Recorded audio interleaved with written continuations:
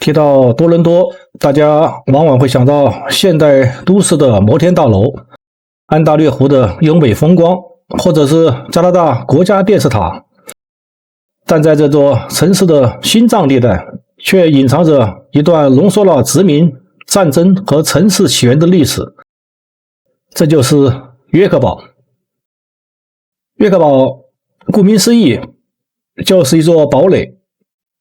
最早由英国人在1793年修建，当时的加拿大总督西姆科为了抵御美国势力的扩张，选择在多伦多湖畔建造这座军堡。最初的工人是军事要塞，也是多伦多城市发展的起点。事实上，今天我们熟悉的多伦多市中心就是在约克堡的基础上逐渐发展起来的。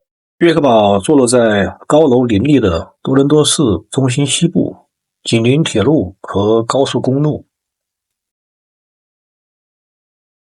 这是兵营，原来的兵营保持原样的，看到吗？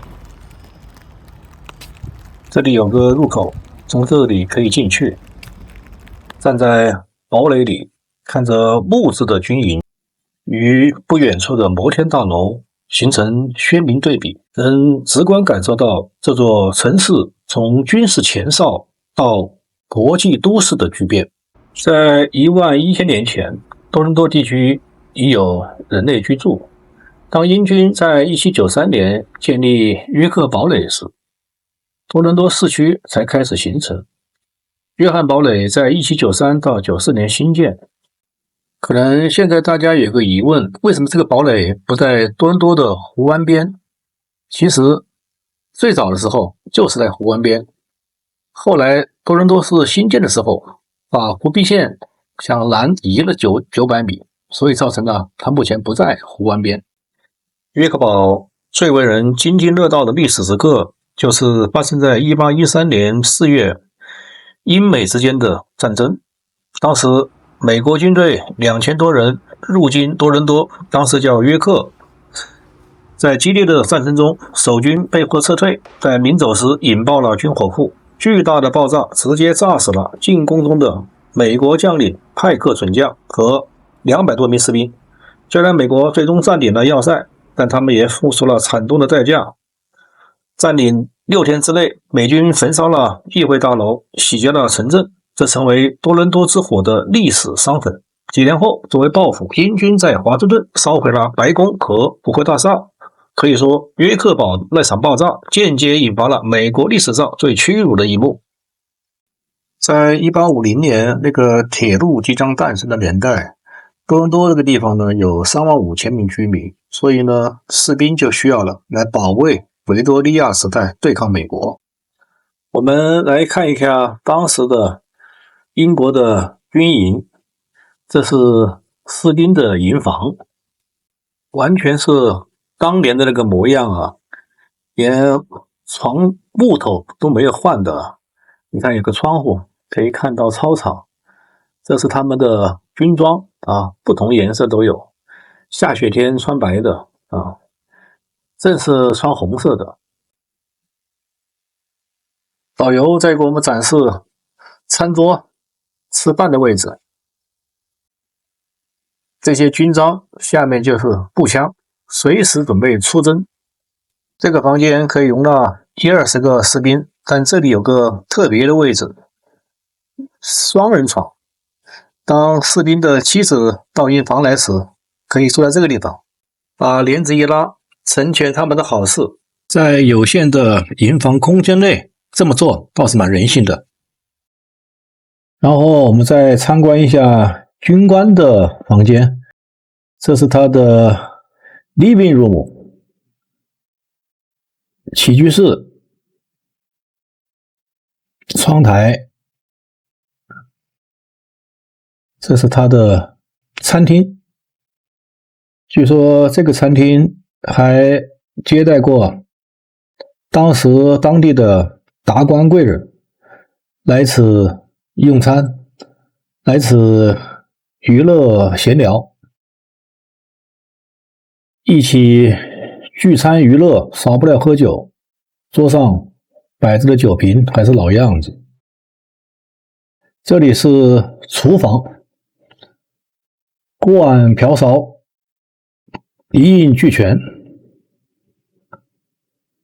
他们这个厨房也叫伙房，要管这么多士兵的吃饭，所以当时是把这个事儿外包给专门的这个厨师来做的。每天要买菜摘菜啊，日常生活少不了。这是一个下级军官的床铺，也还不错啊。这里是当时的一个菜单。靠近厨房的位置，下面还有一个地窖，我们走下来看一看。这个地窖呢，平时是储藏酒的位置，储藏葡萄酒。但是呢，有时候呢，有叛军在约克镇叛乱作乱的时候呢，政府呢把银行的这个金库银库就搬到这里来，因为堡垒里面毕竟有士兵驻守，这里就安全一些，所以这个地方逢到战乱就变成了金库银库的所在地。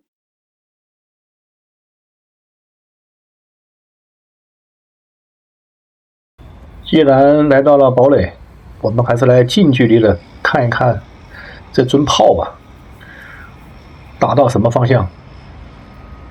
目前看不到湖湾了，原来这里是湖湾的。堡垒这里面的面积还是比较大的，它这个地方呢，原来还是有一些政府机构的房屋，但是好多年以后，有的就被毁掉了。这是它的遗址。它这里不光是遗址，前面还有几个博物馆，我们也走进去看一看，感受一下。这里有原来的政府办公楼的模型，墙上的关于战争的画还是画得蛮生动的，还有原住民的狩猎生活以及休闲生活，士兵训练的摄影挺生动。一个军官的房间显示出他的生活多样性。军营生活少不了娱乐，也就少不了酒。对这些刀枪剑炮感兴趣的网友，可以在这里细细的观摩，仔细的品鉴各种军事作战地图，各种短枪、长枪，还有炮弹，各种配件。这里是当时安大略湖所在方向的地形地貌图，展示的比较清晰，当时的约克镇的情况，以及约克堡的军事堡垒的一个布局，可以清晰的看见当年的安大略湖就在堡垒的外侧。走上这个博物馆的2楼来，看到一幅画，倒是让我颇有感触的。这幅画画的场景就是那场英美之间著名战争中，麦克尼尔上尉正在悲惨的死去。战争是残酷的，战争是要死人的，当然和平最好，和平难求。一个阵亡将士纪念碑耸立在维多利亚纪念广场，也是约克的第一座公墓。一个老兵雕像放置在基座的顶端，正如历史学家丽莎·迪龙所说，这个士兵左袖空空，秃顶，满脸皱纹，眼神悲伤。他不像一个精力充沛、胜利在望的年轻战士，而是一个疲惫不堪的老人。让你能够听到我的心，什么时候也能把我想起。